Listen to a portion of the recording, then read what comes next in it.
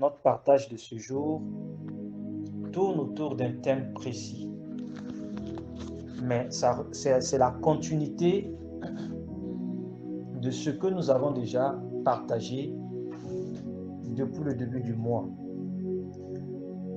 Nous nous souvenons qu'avant de partager le thème de Jésus le Fils et la parole de Dieu, nous avons partagé un thème qui s'intitulait « La parole construit la foi pour l'enfant de Dieu ». Alléluia. Aujourd'hui, nous allons partager la parole de Dieu, construit la foi pour les fils de Dieu. Alléluia. La parole de Dieu construit la foi pour les fils de Dieu. Comme nous avons déjà vu, la parole construit la foi pour l'enfant de Dieu. Et nous avons appris comment faire pour devenir enfant de Dieu et comment un enfant de Dieu pouvait se nourrir de la parole de Dieu. Quels étaient les moyens, quels étaient les obstacles qu'un enfant de Dieu pouvait rencontrer sur le chemin, quelle était l'importance même que la parole de Dieu apporte dans la vie d'un enfant de Dieu, puisque la parole de Dieu dans la vie d'un enfant de Dieu fait grandir la foi en lui. Alléluia. La parole de Dieu pour un enfant de Dieu fait grandir la foi en lui. Lorsqu'il la médite, parce que la méditation de la parole de Dieu, nous avons dit que ça apporte la révélation. Et la révélation apporte la manifestation.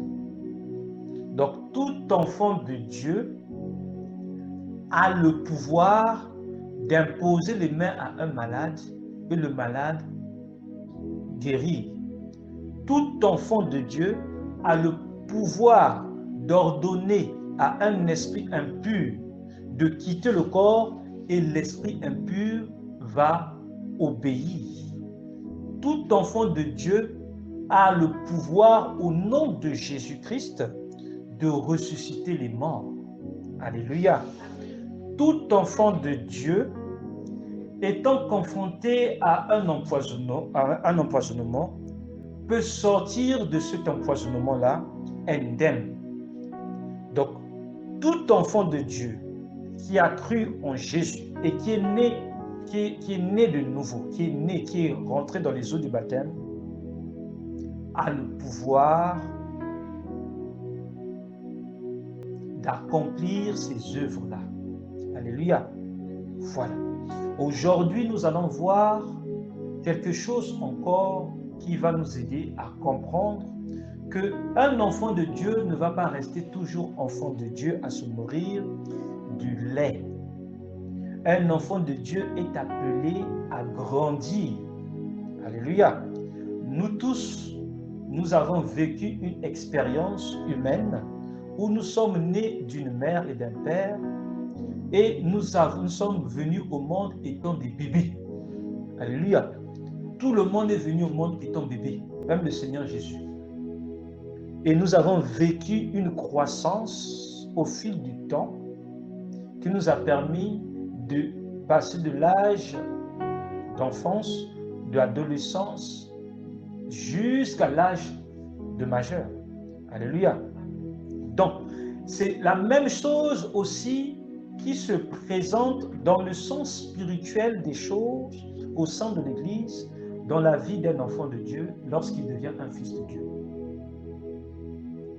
La parole de Dieu construit la foi pour un enfant de Dieu.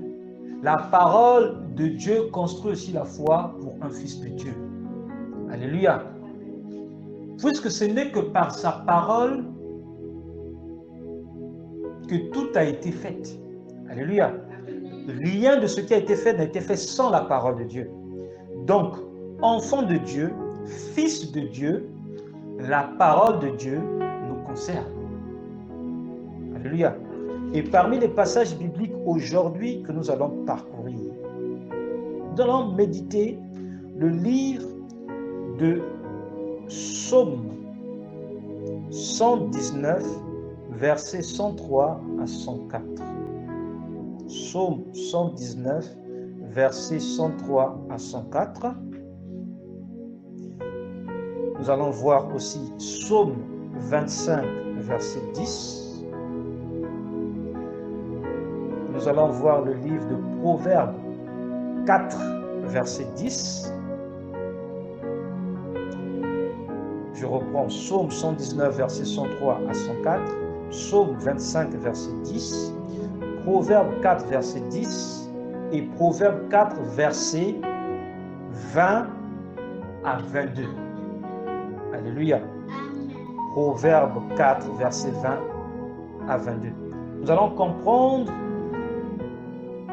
d'abord l'importance de la parole de Dieu qui construit la foi pour un fils de Dieu. Ça vient de qui? Cette recommandation-là, ça vient de qui?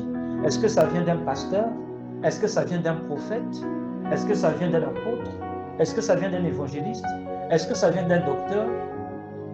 Que la parole de Dieu construit la foi pour un fils de Dieu comme pour un enfant de Dieu. Est-ce que ça vient de nous-mêmes ou bien c'est la parole de Dieu elle-même qui nous la révèle? Alléluia. Nous allons voir aussi le livre de Matthieu 5, verset 9. Matthieu 7, verset 24 à 27.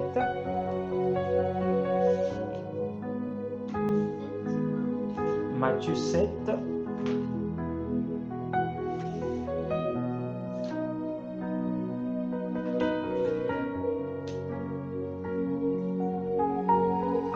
Matthieu 7, verset 24 à 27. Romains 8, verset 14. J'ai déjà dit Romains 8, verset 14. Pas encore. Romains 8, verset 14. Et nous allons terminer avec 1 Jean 5, verset 13. 1 Jean 5, verset 13. Alors, nous allons commencer par l'Ancien Testament. Le passage le plus petit, c'est, je crois, Psaume 25, verset 10. C'est bien ça, par ordre chronologique. Donc, nous allons lire le livre de Psaume. Psaume 25, verset 10. Qu'est-ce que la Bible nous dit? Dans le livre de Psaume, chapitre 25, à partir du verset 10. Psaume de David. Psaume de David, à partir du verset 26. À partir du chapitre 25 au verset 10. La Bible déclare au sein: toutes les voies de l'Éternel sont amour et fidélité pour ceux qui sont fidèles à son alliance et obéissent à ses commandements. Alléluia. Dans ta version, qu'est-ce qui est écrit?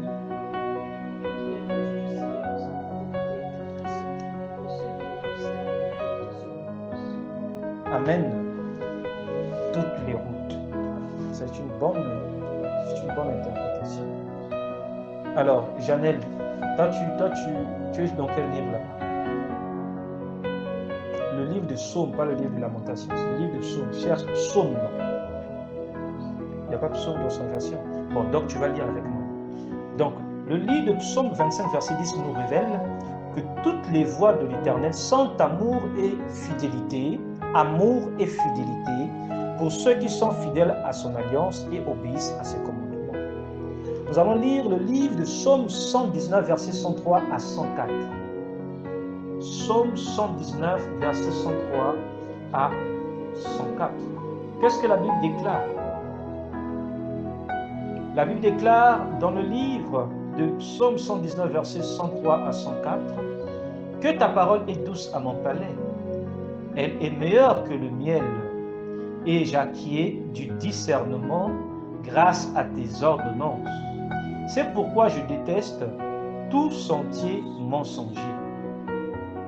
Que ta parole est douce à mon palais. Elle est meilleure que le miel, et j'acquiers du discernement grâce à tes ordonnances. C'est pourquoi je déteste tout sentier mensonger. Alléluia. Dans ta version, qu'est-ce qui est dit?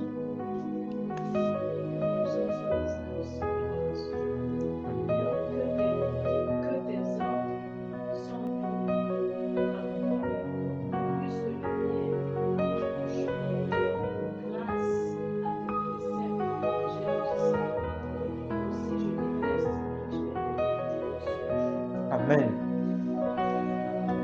Nous allons avancer. Le livre de Proverbe 4, verset 10. Proverbe 4, verset 10. La Bible déclare: Mon fils, écoute-moi et reçois mes paroles. Ainsi, tu prolongeras ta vie. Mon fils, écoute-moi et reçois mes paroles. Ainsi, tu prolongeras ta vie. Versets 20 à 22. Mon fils, sois attentif à mes paroles. Prête l'oreille à ce que je dis. Ne perds pas de vue mes conseils. Garde-les au fond de ton cœur, car ils apportent la vie à ceux qui les accueillent et ils assurent la santé du corps. Amen. Est-ce que tu peux dire aussi ça?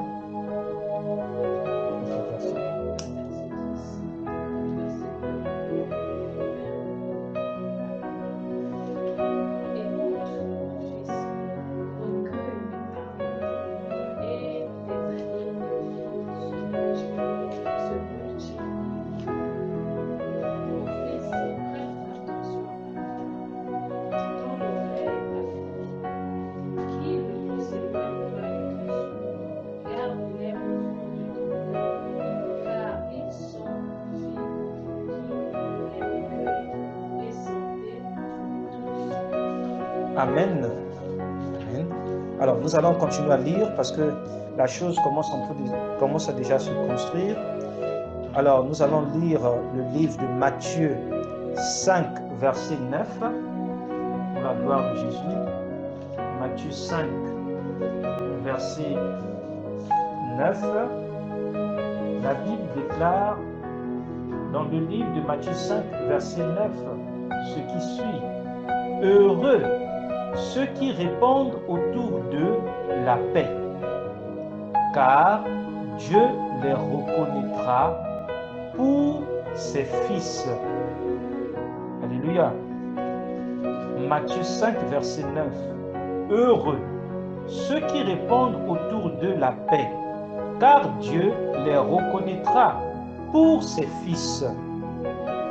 Tu peux lire dans ta version, s'il te plaît.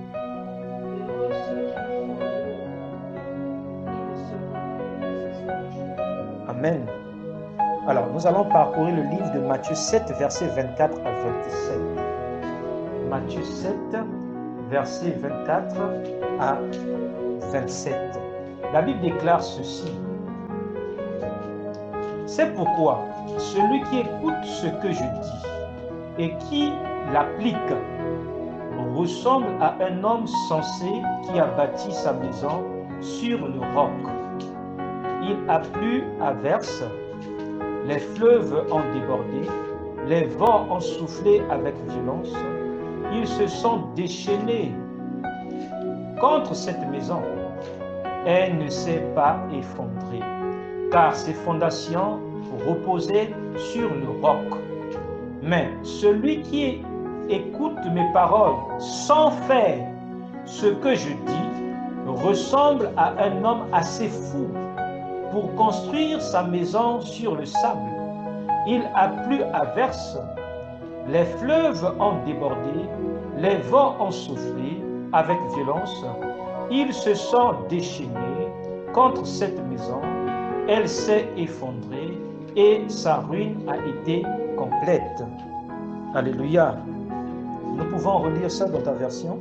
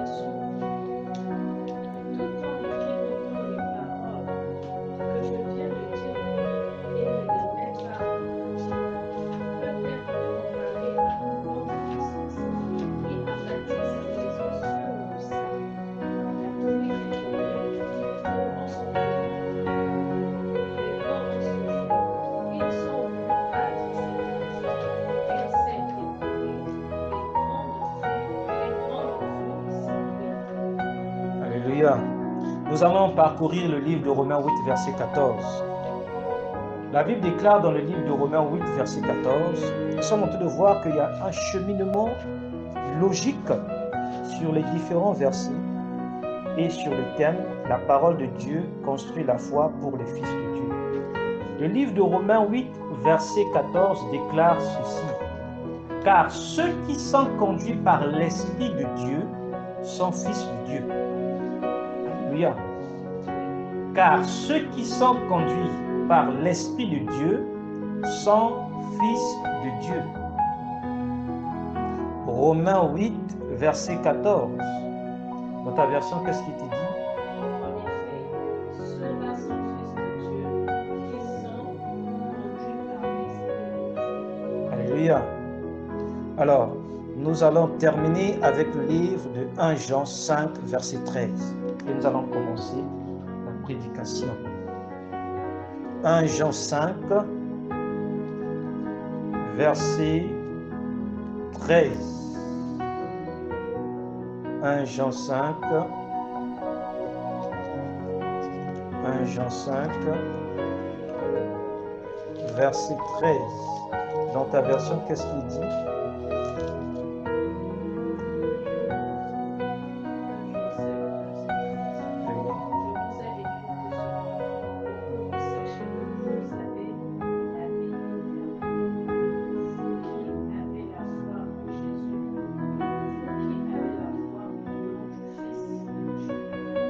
Amen. Dans ma version, il dit, « Je vous ai écrit cela à vous qui croyez au nom du Fils de Dieu, afin que vous sachiez que vous avez la vie éternelle et que vous continuiez à croire au nom du Fils de Dieu. » Alléluia. Béni soit l'Éternel. Alors, nous avons pu voir à travers les différents passages bibliques que nous allons revenir pour appuyer le fond et la forme de notre partage de ce jour sur la parole de Dieu construit la foi pour les fils de Dieu.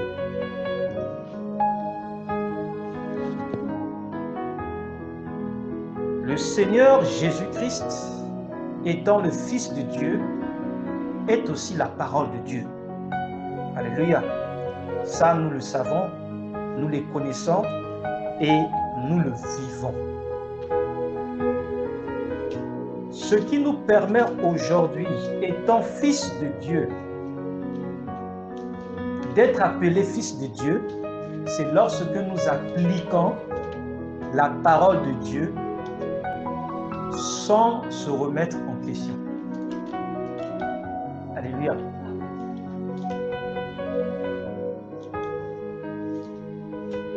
Pour qu'un fils de Dieu, sa foi grandisse, il doit être attentif à ce que la parole de Dieu a dit. Nous voyons que depuis l'Ancien Testament, depuis l'Ancienne Alliance, les serviteurs de Dieu et les hommes de Dieu, et même les prophètes et même les rois, parce que le roi David, étant aussi prophète, nous montre combien que la parole de Dieu est à un goût. Il dit que la parole de Dieu a le goût comme du miel, parce que ça apporte le discernement. Alléluia. Ça apporte le discernement.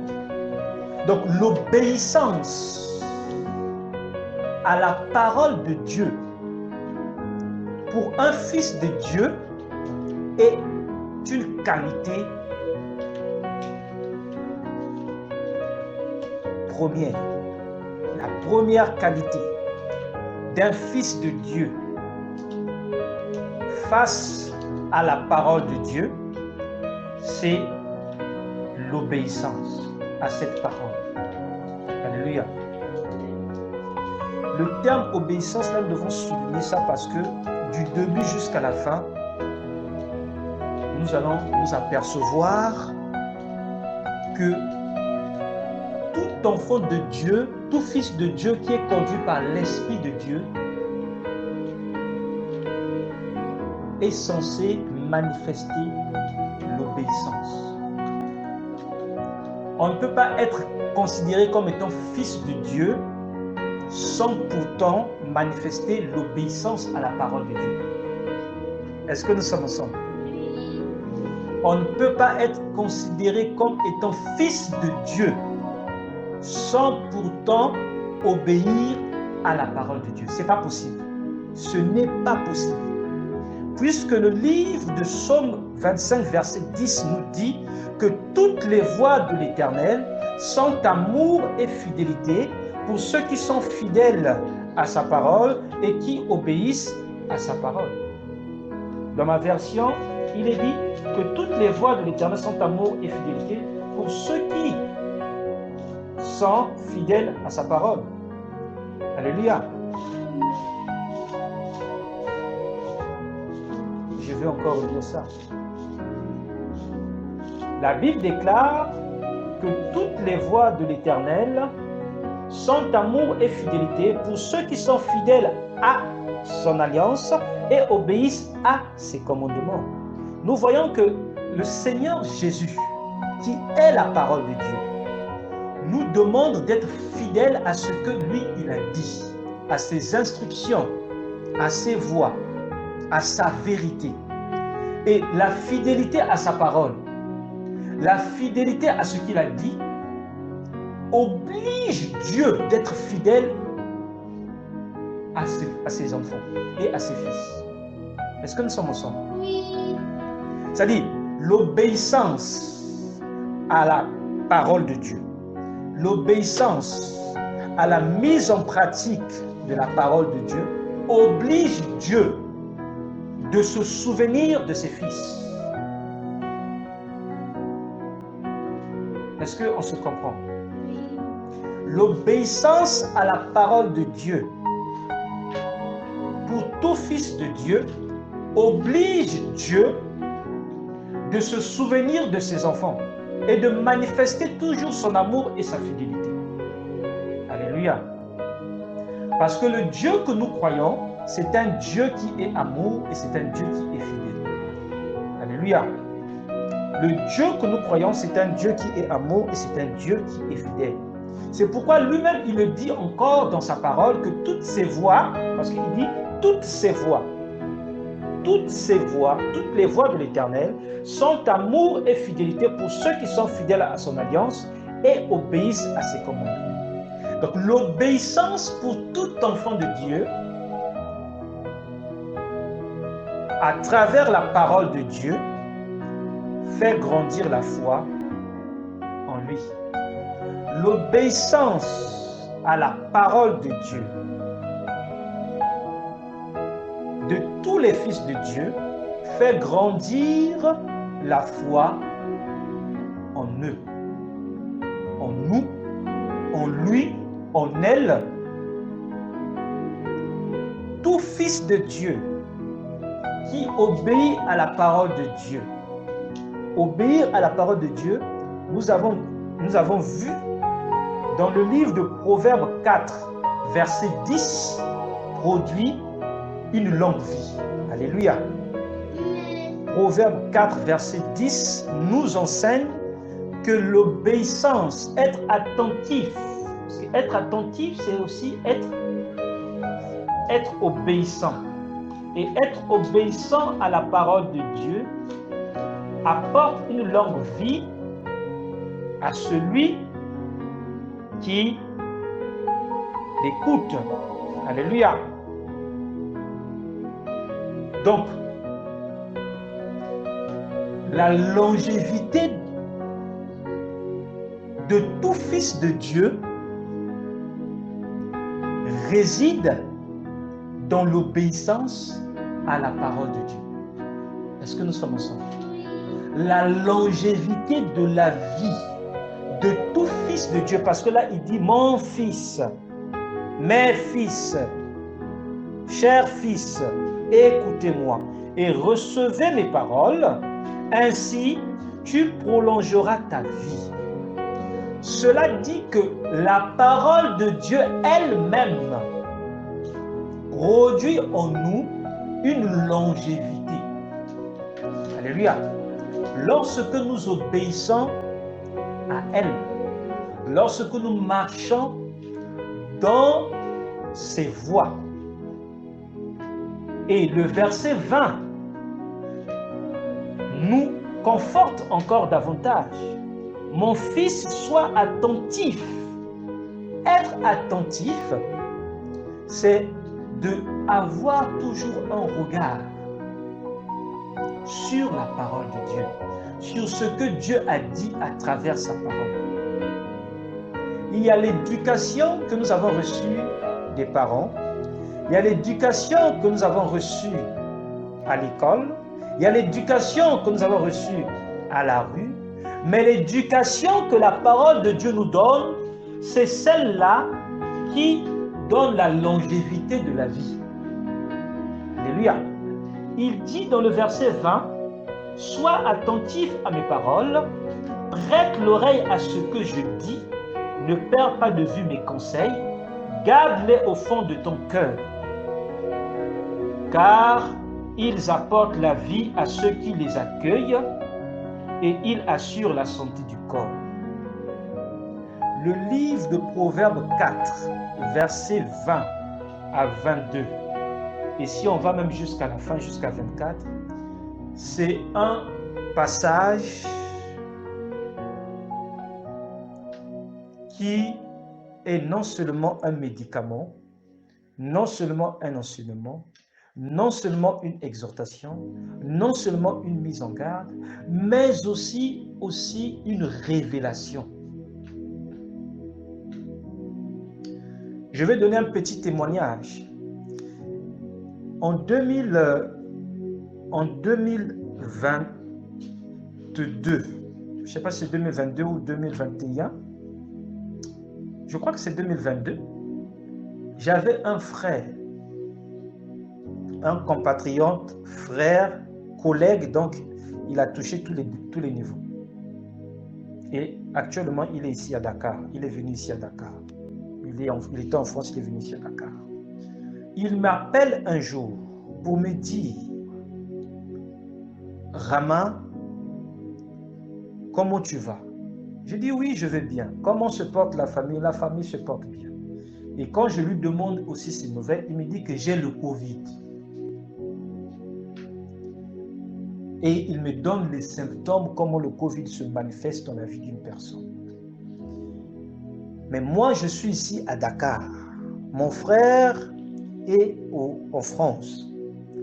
Ce que je sais, c'est que Dieu a dit que si tu pries au nom de Jésus-Christ, la personne sera guérie. Alléluia. Si tu pries au nom de Jésus-Christ sur quelqu'un ou pour quelqu'un, qu'il soit à côté de toi ou qu'il soit loin de toi, au nom de Jésus, il va guérir. Alléluia. Je lui ai dit que je vais prier pour toi. Mais je voudrais aussi que tu fasses quelque chose chaque jour, matin, midi, soir, quand tu vas finir de manger, jusqu'à ta guérison. Je lui ai demandé, est-ce que tu as une Bible? Il m'a dit, oui, j'ai une Bible. Est-ce que ce que je vais te demander, si tu te demandes de le faire, est-ce que tu vas le faire? Il m'a dit, oui, je vais le faire, pourquoi pas? C'est pour ma guérison. Je lui ai recommandé de lire le livre de Proverbes 4, versets 20 à 22. La Bible déclare ceci.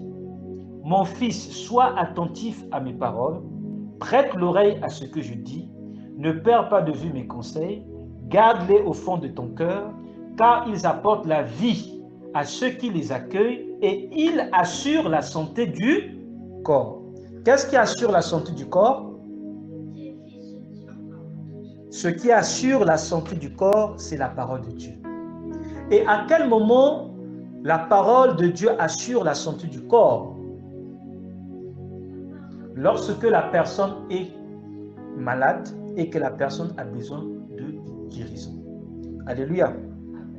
Et je lui demandais de consommer ce passage-là comme étant un médicament. Comme étant un médicament. c'est pas que ça m'est venu comme ça de façon imaginaire. J'ai imaginé, prends le livre de Proverbes 4, verset 20 à 22. Non, c'est parmi les choses que moi-même je vis parfois en secret, dans mon intimité avec le Seigneur Jésus-Christ, que j'expérimente, sans dire à X ou Y.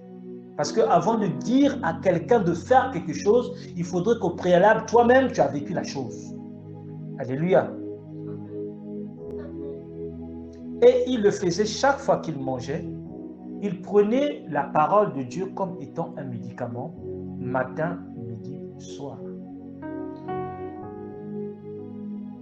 Au bout de 10 jours, quand je lui ai demandé les nouvelles, il m'avait dit qu'il était guéri du Covid. Et ça reste un témoignage vivant pour Dieu et pour nous les hommes. Que la parole de Dieu, pour celui qui l'accueille, apporte la vie et assure la santé du corps. Alléluia. Donc, la parole de Dieu agit dans le domaine physique, dans l'âme et dans l'esprit. Alléluia. La parole de Dieu agit dans le domaine physique de la personne, dans le domaine spirituel aussi de la personne. Ça touche l'âme, ça touche son esprit. Celui qui vit la parole de Dieu va augmenter ses jours de vie. Alléluia. C'est celui qui vit la parole de Dieu va augmenter ses jours de vie. Si quelqu'un avait dit, ou si une maladie avait été contractée, que ce soit une maladie curative, ou une maladie non curative, c'est-à-dire une maladie qu'on peut guérir par la médecine moderne, ou une maladie qu'on ne peut pas guérir par la médecine moderne, la parole de Dieu, elle peut tout guérir. Alléluia. C'est ce que Proverbe 4, verset 20 à 22 nous enseigne. Que ce soit une maladie bénigne ou une maladie non bénigne, la parole de Dieu a cette molécule-là, ce médicament-là, de guérir toutes les maladies. Voilà pourquoi il est écrit dans le livre de Psaume 103, verset 3, que l'Éternel, c'est celui-là même qui guérit toute maladie et celui qui pardonne toute iniquité. Alléluia. Donc, nous devons comprendre que la parole de Dieu construit la foi de tous les fils de Dieu lorsque nous sommes obéissants à cette parole-là. Nous sommes en train de voir les différents fruits et produits que la parole de Dieu apporte dans la vie d'un fils de Dieu. Nous voyons que ça dépasse même la foi. Alléluia. Puisque la foi en elle-même, c'est une ferme assurance de ce qu'on ne voit pas mais qu'on espère. C'est une démonstration. Alléluia. La parole de Dieu apporte encore plus de choses en dehors de la foi. Elle apporte la santé du corps. Nous sommes en train de voir ça ici. Elle apporte la longévité. Alléluia. Elle apporte le discernement. La Bible nous enseigne que la parole de Dieu a le goût du miel. C'est doux comme le miel. La parole de Dieu a un goût pour ceux qui le goûtent. Ceux qui goûtent la parole de Dieu connaissent que la parole de Dieu a un goût. Et le goût de la parole de Dieu, qui est comme le miel, c'est quoi? C'est que chaque fois qu'on se réfère à la parole de Dieu à un moment donné et pour une situation donnée, nous sortons toujours des situations dans lesquelles nous sommes confrontés et nous nous apercevons combien la parole de Dieu est si importante, si puissante, si forte. Alléluia. La parole de Dieu construit en nous la vérité.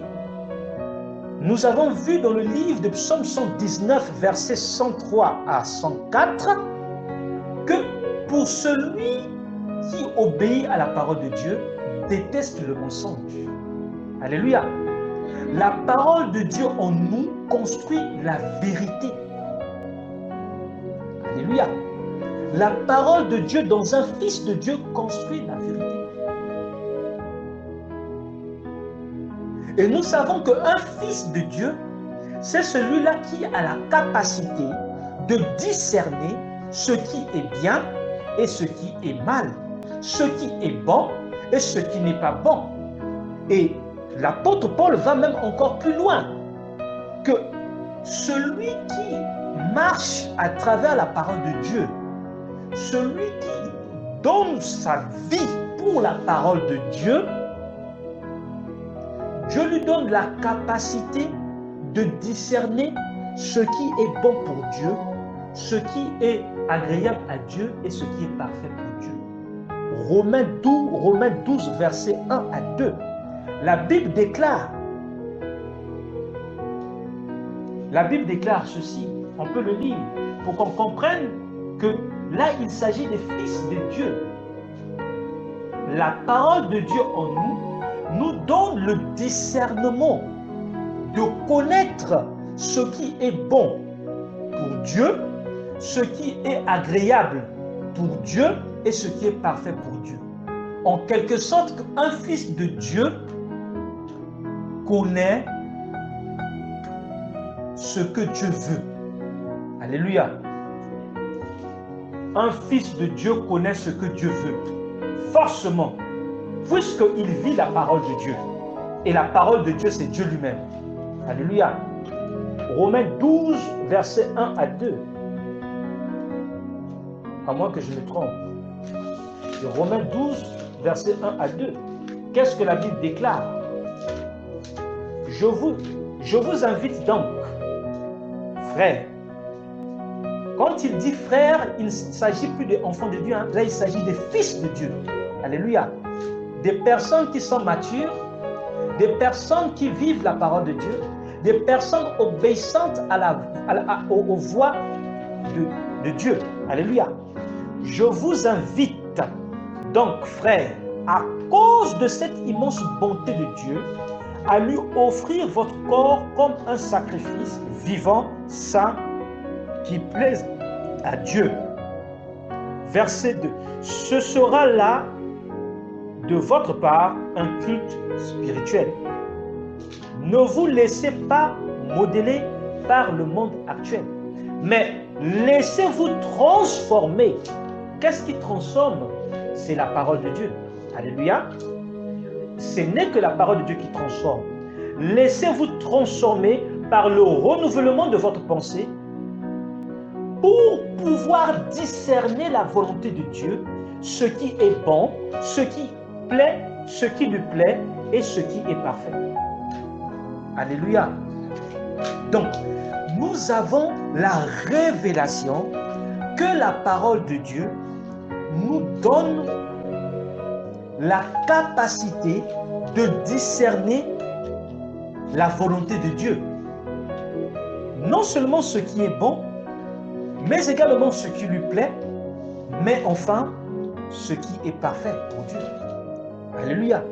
Et ça, c'est la compréhension de tous les fils de Dieu. Alléluia. C'est-à-dire, tous les fils de Dieu fonctionnent avec ce baromètre-là. Tous les fils de Dieu fonctionnent avec ce ADN-là. Tous les fils de Dieu fonctionnent avec cet état d'esprit. Puisque ce qui renouvelle notre esprit, ce qui renouvelle notre pensée, c'est la parole de Dieu. Donc, pour être chaque fois renouvelé par la pensée, nous devons être en contact à la parole de Dieu. Et nous devons obéir à la parole de Dieu. Alléluia. L'obéissance à la parole de Dieu ouvre la porte à un pouvoir. L'obéissance à la parole de Dieu ouvre la porte à un pouvoir. Et ce pouvoir-là, non seulement les fils de Dieu en possèdent, mais également aussi les enfants de Dieu en possèdent. Alléluia. Ce pouvoir-là, c'est le don du discernement. Alléluia. Le discernement vient dans tout enfant de Dieu et dans tout fils de Dieu lorsqu'il est en contact de la parole de Dieu et lorsqu'il marche sur les traces de la parole de Dieu. Et nous savons que marcher sur les traces de la parole de Dieu, c'est marcher sur les traces de Jésus-Christ de Nazareth. Parce que Jésus-Christ est la parole de Dieu et la parole de Dieu est Jésus-Christ. Alléluia. Alléluia. Donc, qui marche sur les traces de la parole de Dieu, marche sur les traces de Jésus-Christ. Et celui qui marche sur les traces du Seigneur Jésus-Christ est renouvelé de sa pensée. Ici, on dit renouvelé de sa pensée. Dans d'autres passages, on dit renouvelé de l'esprit. Parce que l'intelligence est renouvelée par la parole de Dieu lorsque nous l'appliquons. Et la parole de Dieu, lorsqu'elle est appliquée à tout fils de Dieu, qu'est-ce qu'elle produit? Elle produit la paix. L'une des premières qualités des fils de Dieu, c'est la paix. La paix en soi, la paix autour de toi et la paix communiquée. Il ne faut pas seulement que tu sois une personne qui possède la paix sans pourtant la communiquer aux autres.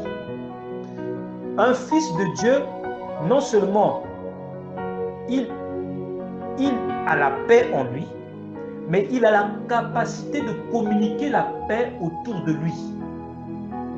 C'est pourquoi le livre de Matthieu 5, verset 9 nous révèle heureux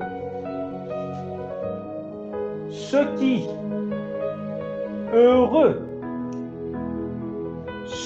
répondent autour de la paix, car Dieu les reconnaîtra pour ses fils. Alléluia. Nous savons que la paix est un fruit de l'esprit. Alléluia. La paix en elle-même est un fruit de l'esprit. Donc, un fils de Dieu et un enfant de Dieu doit répandre la paix autour de lui. On doit savoir que toi, tu es une personne de paix. Tu es une personne qui ne cherche pas les problèmes. Tu es une personne qui emmène les gens à la réconciliation et non au conflit. Tu es une personne qui emmène les gens à l'harmonie. Tu es une personne qui emmène les gens à l'unité. Tu es une personne qui emmène les gens à la réconciliation.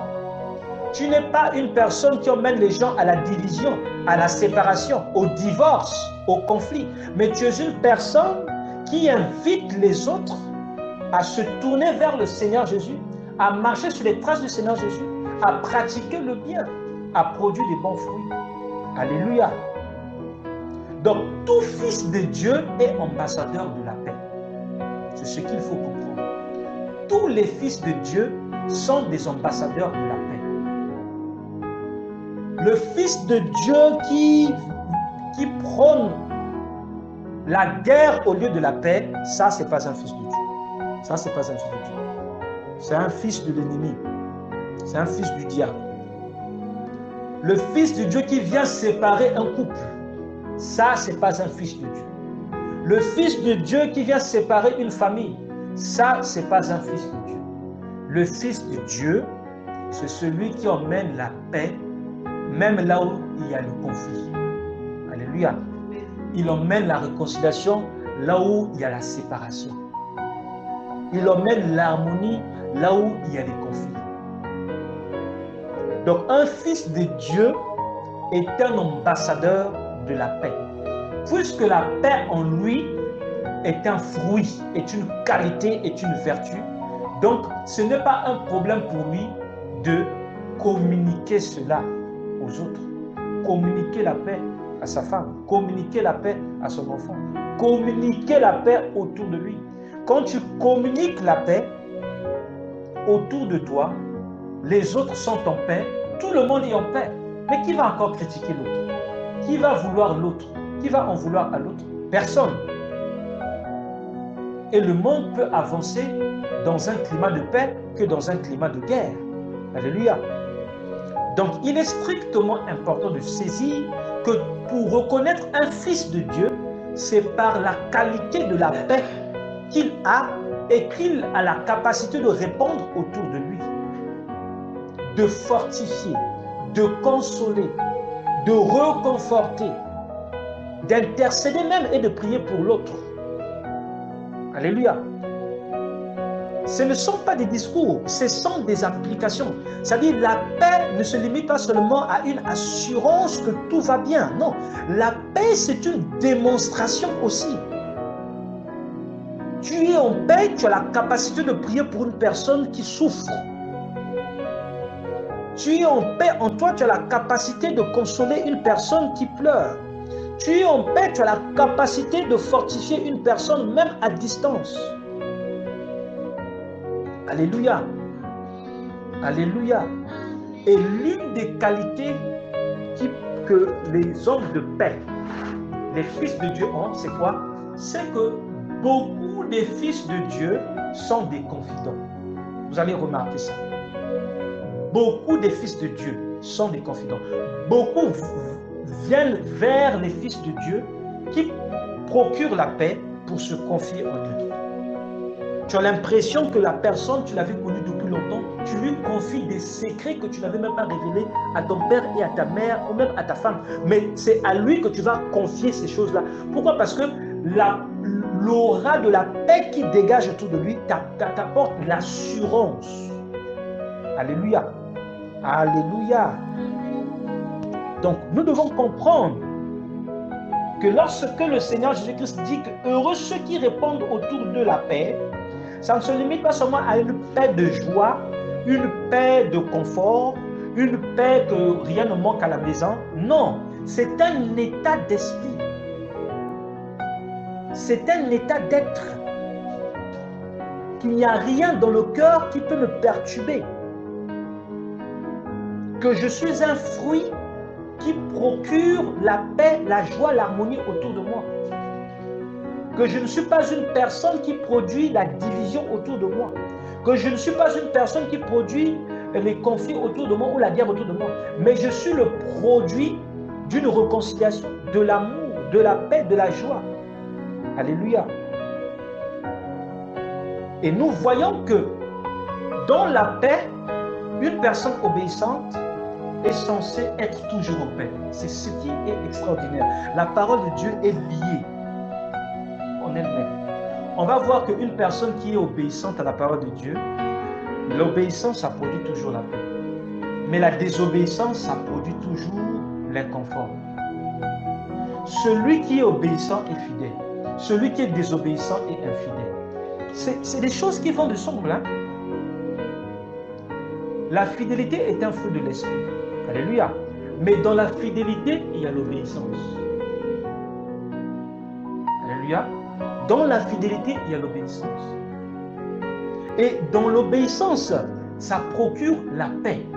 Une personne qui se reproche de rien, suite à un événement où une personne arrive, par exemple, on arrive dans une salle de classe, il y a 100 élèves.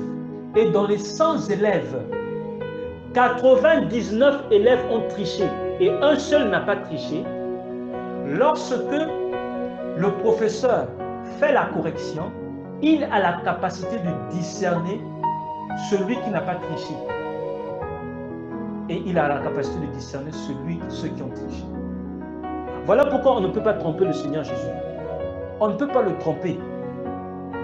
Puisque c'est lui qui sonde les reins, c'est lui qui sonde les cœurs. Il connaît qui triche, il connaît qui ne triche pas. Il connaît qui est obéissant, il connaît qui est désobéissant. C'est par la paix. Entre celui qui a volé et celui qui n'a pas volé, nous savons que celui qui n'a pas volé est plus en paix que celui qui a volé lorsqu'ils sont devant le juge. Alléluia. C'est la même chose. L'obéissance, ça produit la fidélité. La fidélité engendre aussi la paix. La fidélité engendre aussi la paix. Donc les 9 fruits de l'esprit sont tous entreliés dans la parole de Dieu lorsqu'elle est pratiquée. La parole de Dieu produit l'obéissance à tout fils de Dieu. L'obéissance génère la fidélité et la paix. Alléluia. Qui sont des fruits de l'esprit. Celui qui obéissant à la parole de Dieu est en paix en lui. On va donner encore un autre témoignage que nous avons vécu ici aussi au Sénégal. Nous avons été confrontés à une situation ici que nous savons où on avait payé nos mois, on avait tous nos reçus, n'est-ce pas? On avait nos reçus ici quand nous sommes arrivés nouvellement dans cette maison. Mais on ne savait pas que l'agent immobilier était dans un circuit de détournement des fonds, de l'argent, des loyers, lorsqu'il récupérait l'argent des locataires. N'est-ce pas? Qu'est-ce qui s'est passé après? Quand le bailleur ou le propriétaire de l'immeuble a découvert qu'il y avait quelque chose qui n'allait pas, non seulement au niveau de son immeuble, mais également aussi au niveau des autres immeubles, avec cet agent immobilier, il a voulu faire un inventaire. Et qu'est-ce qui s'est passé? L'agent immobilier a répercuté des fausses accusations sur les locataires. Alléluia. Qu'est-ce qui s'est passé? Grâce aux reçus qu'on avait, toutes les fausses accusations qui portaient sur nous ont été annulées. Pourquoi? Parce que nous avons apporté nos preuves qui justifient que nous sommes en règle. Et que le problème ne se trouvait pas à notre niveau, le problème se trouvait au niveau de l'agent immobilier. Est-ce que nous voyons que la fidélité nous donne la paix aussi? Alléluia. C'est-à-dire, ce n'est pas nous qui allons témoigner, mais c'est les œuvres qui vont témoigner en notre place que nous ne sommes pour rien. La personne qui est derrière toutes ces malversations-là, c'est celle qui nous accuse. Et devant Dieu, c'est comme ça que ça se passe. C'est-à-dire, nous ne combattons pas, mais c'est la parole de Dieu qui combat pour nous. Alléluia. Quand nous sommes obéissants à la parole de Dieu, nous avons la paix et le Seigneur Jésus-Christ a dit que toutes les voies de l'Éternel sont amour et fidélité pour ceux qui obéissent à la parole de Dieu.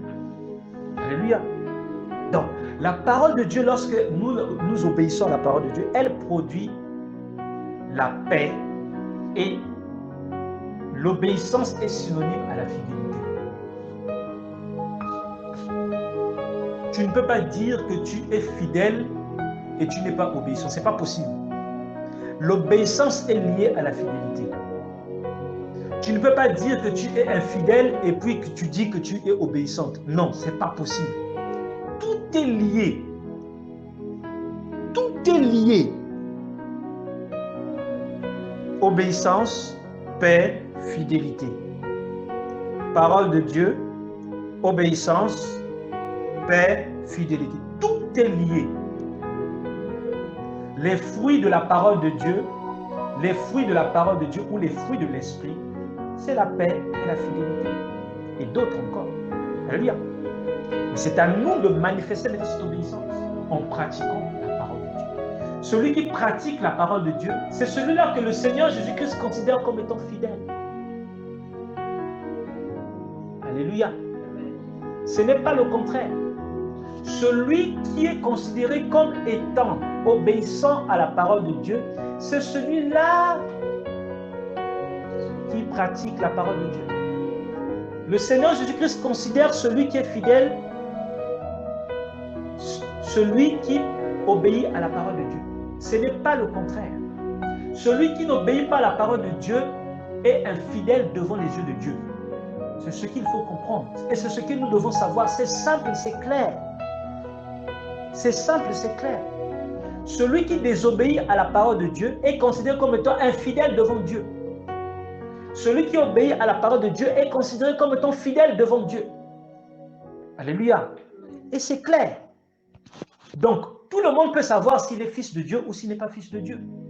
Tout le monde peut le savoir. Alléluia. Nous tous, nous avons la capacité de savoir, avant même que les gens ne puissent nous juger, si nous sommes en Dieu ou si nous ne sommes pas en Dieu. Si nous sommes dans la parole ou si nous ne sommes pas dans la parole. Nous tous, nous avons la capacité de le savoir. Sans même que quelqu'un ne vienne nous juger. Avant même que Dieu ne vienne nous juger, nous avons cette capacité de savoir si nous sommes dans la parole ou si nous ne sommes pas dans la parole. Parce que celui qui est dans la parole obéit à la parole de Dieu. Et celui qui obéit à la parole de Dieu est fidèle à Dieu. Alléluia. C'est pourquoi le Seigneur Jésus-Christ est en train de révéler dans le livre de Matthieu 7, versets 24 à 27, la différence entre celui qui est dans la parole de Dieu et celui qui n'est pas dans la parole de Dieu. Alléluia. Matthieu 7, verset 24 à 27 est en train de nous présenter la différence entre un fils de Dieu et celui qui n'est pas un fils de Dieu, mais qui est prétendant être le fils de Dieu, mais qui ne l'est pas en réalité. Il dit, c'est pourquoi celui qui écoute ce que je dis et qui l'applique. Appliquer, il y a deux verbes qui sont là. Écouter et appliquer. Alléluia. Écouter, nous avons appris dernièrement, ça nous emmène à l'audition, mais aussi à la compréhension, à la prise de conscience. Alléluia. On comprend que c'est important pour nous. Maintenant, appliquer dans ce contexte-là, c'est la pratique, mais également aussi l'obéissance. Parce que appliquer là a un sens de mise en pratique, mais aussi un sens d'engagement. Alléluia. Celui qui s'engage à faire ce que je dis ressemble à un homme sensé, pas insensé, un homme sensé. On sait qu'une personne sensée, c'est une personne qui a la conscience de discerner ce qui est bien et ce qui est mal et de choisir de faire le bien. Alléluia. Donc, ressemble à un homme sensé qui a bâti sa maison sur le roc. Ici, le roc, c'est quoi? Alléluia. Ce qu'il a dit, ce que Jésus-Christ a dit, c'est quoi? C'est la parole de Dieu. Amen. Alléluia. Sois béni, Jeannette. Donc, le roc, c'est Jésus. Le roc, c'est ce que Jésus a dit. Alléluia. Donc, nous devons nous appuyer sur ce que Jésus et sur ce que Jésus a dit. Alléluia. Et celui qui s'appuie sur Jésus et sur ce que Jésus a dit à travers sa parole, il a plu, averse, les fleuves ont débordé, les vents ont soufflé avec violence, ils se sont déchaînés contre cette maison, elle ne s'est pas effondrée, car ses fondations reposaient sur le roc. Autrement dit, sur Jésus, sur sa parole. Alléluia. Donc, tous ceux qui s'appuient sur Jésus, tous ceux qui s'appuient sur la parole de Dieu, reposent leur fondement et leur fondation sur le roc. Alléluia. Donc, les fleuves peuvent passer, le Covid peut arriver, la lèpre peut passer, on peut dire ceci, cela, mais tant que tu t'appuies sur la parole de Dieu, tu l'écoutes et tu l'appliques, tu l'obéis, ça va passer, ça ne va pas te toucher.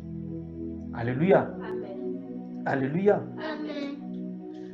Moi, je pense que nous sommes parmi les seules familles, beaucoup parmi, qui n'ont pas reçu le vaccin de Covid-19. Pas parce qu'on ne voulait pas. Pas parce qu'on voulait. Mais parce que ce n'était pas nécessaire. Puisque la Bible elle-même dit que celui qui s'appuie sur la parole de Dieu, là, les tempêtes vont passer. Les tempêtes, c'est quoi? Ce sont les épreuves et les situations qui peuvent arriver dans une saison donnée. Elle peut être saisonnière, elle peut être endémique, elle peut être pandémique et elle peut être endémique. Il y a l'épidémie, il y a l'endémie et il y a la pandémie. Ça peut être une maladie, ça peut être une situation donnée, ça peut être une réalité donnée, ça peut être une épreuve. On peut donner l'exemple, par exemple, de l'épreuve que Joseph a vécue.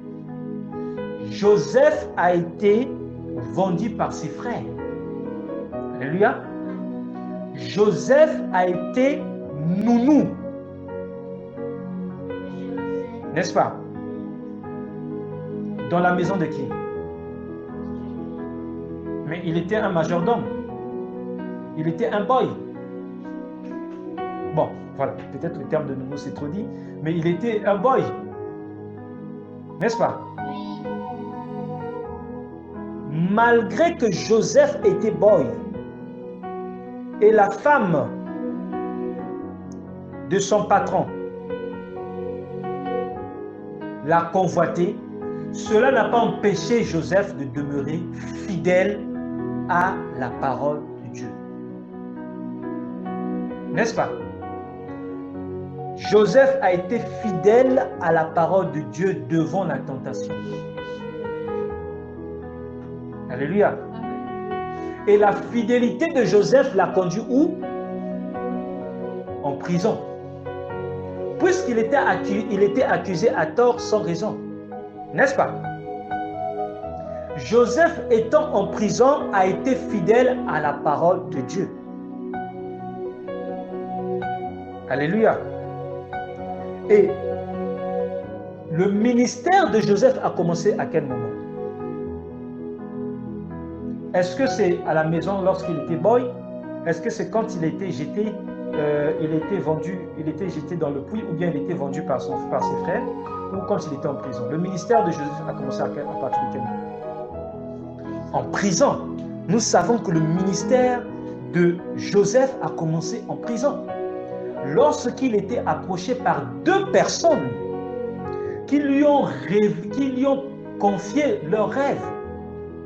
Et nous devons voir que ces deux personnes-là représentent les deux brigands aussi qui étaient à la croix avec Jésus-Christ. Nous devons comprendre ça. Ça, c'est une parenthèse, mais c'est une révélation que je suis en train de donner comme ça. C'était un vrai Golgotha. Alléluia. Il y a un que Joseph a révélé que toi, tu vas mourir. Il y a un autre que Joseph a révélé, toi, on va te libérer. Alléluia. Alléluia. Et nous savons que lorsque Joseph a dit à celui qu'on va libérer là, quand on va te libérer, souviens-toi de moi, quand il est parti, il a oublié Joseph. Après combien d'années? C'est pas 2 ans, c'est pas 3 ans, 5 ans. C'est combien d'années? Après combien d'années Joseph a été... après combien d'années, quand il a révélé ce songe-là aux deux prisonniers? Après combien d'années?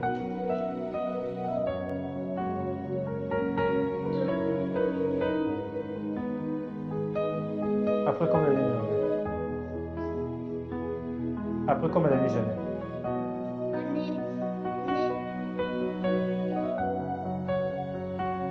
Toi, tu lis beaucoup, toi, tu suis beaucoup le film de Joseph. Après combien d'années Joseph a été reconnu que le prisonnier qui avait été relâché et qui a repris ses fonctions chez Pharaon s'est souvenu lorsque Pharaon a fait un songe qu'il n'arrivait pas à interpréter, à comprendre, et qu'il a emmené les sages. Aucun mage n'a pu interpréter ça. C'est pas grave, on continue. Donc c'est pas grave, on continue. Qu'est-ce qui s'est passé? Malgré, après tant d'années, c'était plus de 5 ans.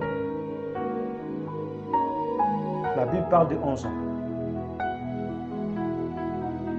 Entre 5 et 11 ans. La Bible parle entre 5 et 11 ans. Malgré ce nombre d'années que Joseph a passé en prison, mais nous nous apercevons qu'il y a eu un déclic qui s'est passé uniquement lorsque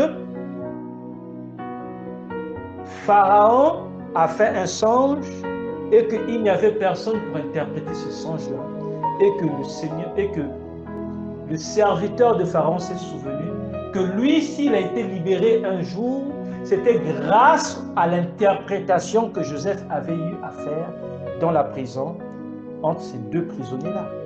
Alléluia. Donc, cela dit que les hommes peuvent nous oublier. parce que la saison n'est pas encore arrivée. Mais Dieu, lui, il n'oublie pas. Voilà pourquoi la parole de Dieu déclare dans le livre de Psaume 25, verset 10, que toutes les voies de l'Éternel sont amour et fidélité pour ceux qui obéissent à sa parole. Alléluia. C'est très important le livre de Psaume 25, verset 10, parce que ça résume beaucoup de choses, la fidélité et l'amour de Dieu. Toutes les voies de l'Éternel sont amour et fidélité pour ceux qui sont fidèles à son alliance et obéissent à ses commandements. Donc, le Seigneur s'est souvenu de Joseph que même le serviteur de Pharaon avait oublié.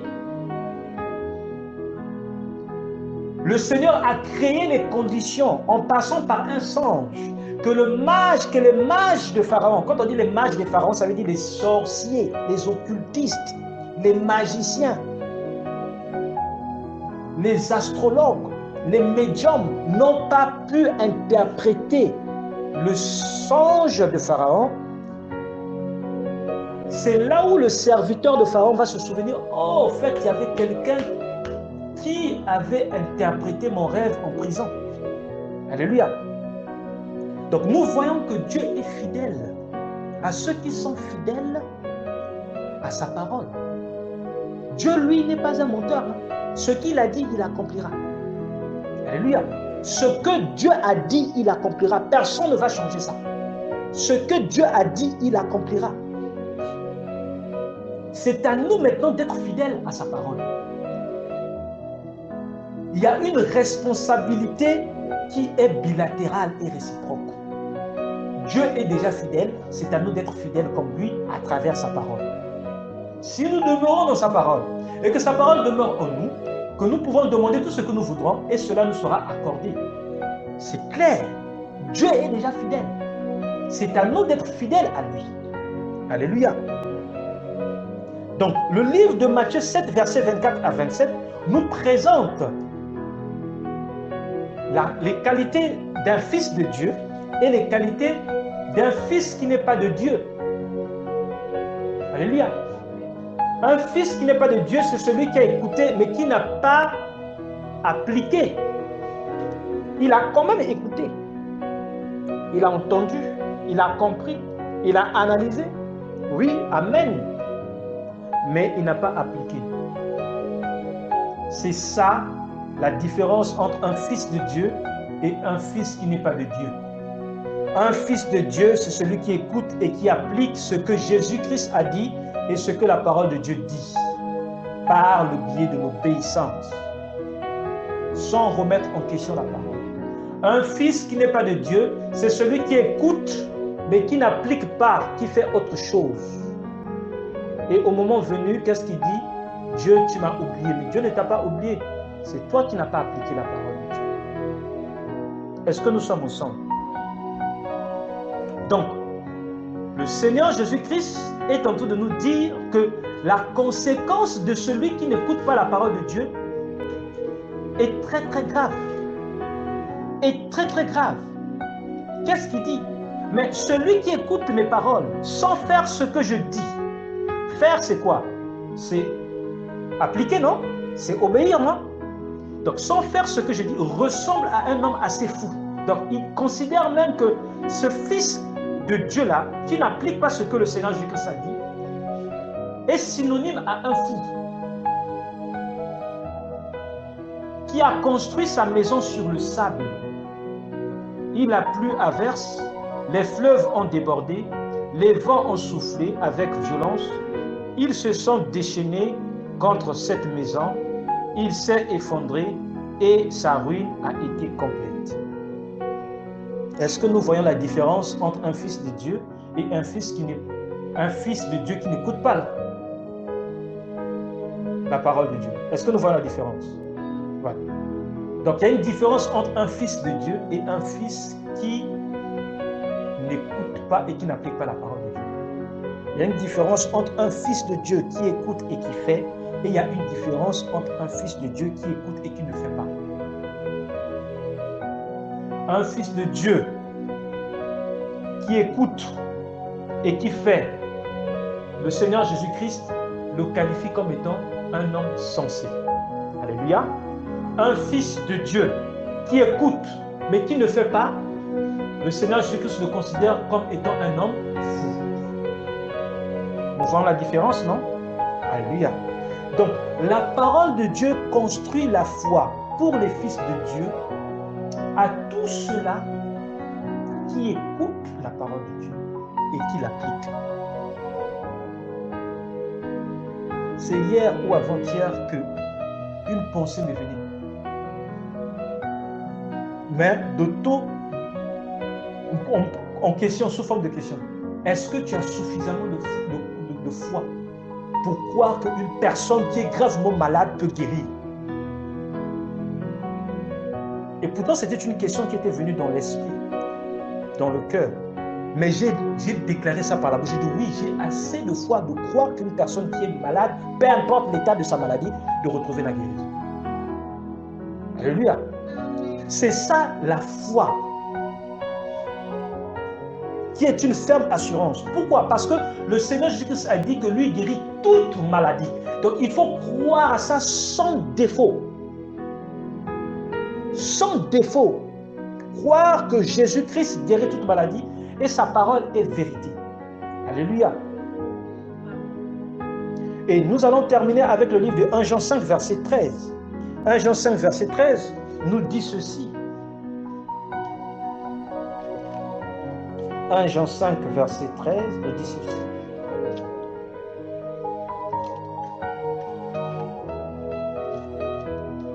« 1 Jean 5, verset 13. La parole déclare, « Je vous ai écrit cela, à vous qui croyez au nom du Fils de Dieu, afin que vous sachiez que vous avez la vie éternelle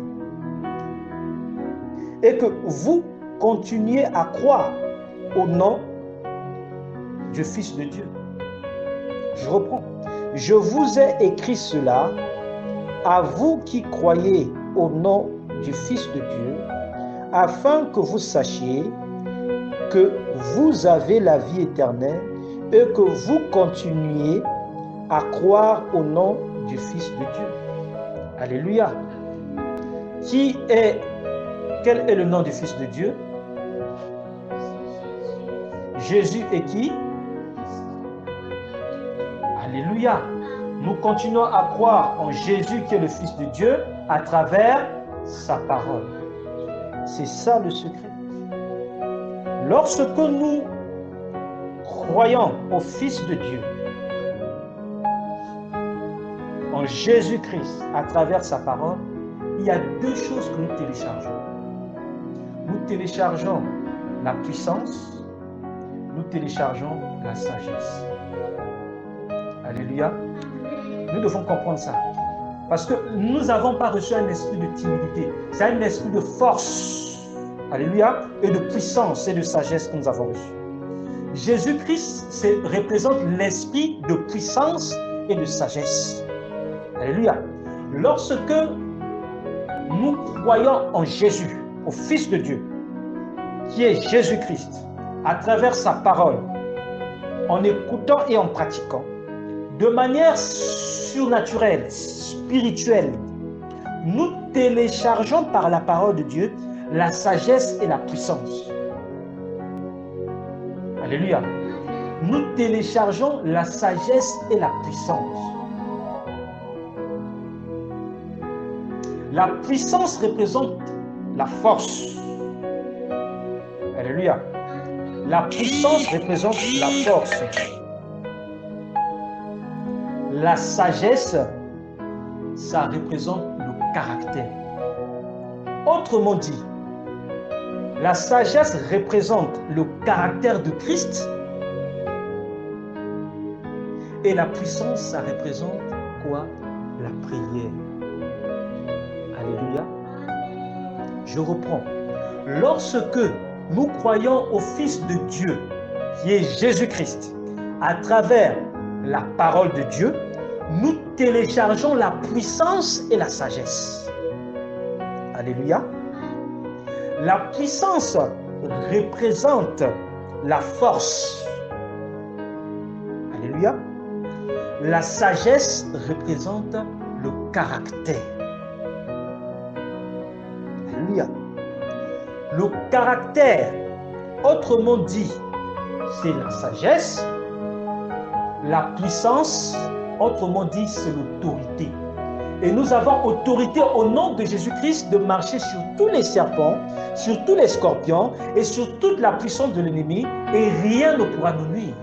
C'est quoi? C'est l'autorité. Alléluia. Donc, un fils de Dieu doit refléter le caractère de Christ et l'autorité de Christ. Tous les fils de Dieu, qu'ils soient des femmes, qu'ils soient des hommes, ils doivent refléter ces deux choses-là. Le caractère de Christ et l'autorité de Christ.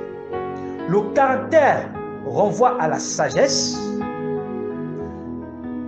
la manière d'être, la manière de faire, la manière de parler, la manière de penser, la manière d'agir. C'est ça le caractère. Alléluia. La manière d'être, la manière de faire, la manière de parler, la manière d'agir, la manière même de penser. C'est ça qui représente le caractère de Christ. Et pour manifester le caractère de Christ, nous devons télécharger la sagesse qui est dans la parole de Dieu. Alléluia. Pour manifester l'autorité du Christ à travers la prière, à travers l'intercession, à travers le jeûne, à travers l'adoration, nous devons télécharger cela à travers la parole de Dieu. Alléluia. Donc, tout fils de Dieu doit d'abord croire au Fils de Dieu. Tous les fils de Dieu doivent d'abord croire au Fils de Dieu, à Jésus-Christ, à travers sa parole. C'est à travers sa parole que nous téléchargeons la puissance et la sagesse. Et dans la puissance, il y a la force. Dans la force, il y a l'autorité. Dans l'autorité, il y a le nom de Jésus-Christ qui nous permet de marcher sur tous les serpents, sur tous les scorpions et sur toute la puissance de l'ennemi, et rien ne pourra nous nuire. À travers la prière, à travers l'intercession, à travers le jeûne, à travers la mise en pratique de la parole de Dieu. Alléluia. Le caractère de Christ, c'est la sagesse même de Christ. Qui dit sagesse de Christ, ce sont les fruits de l'esprit. Alléluia.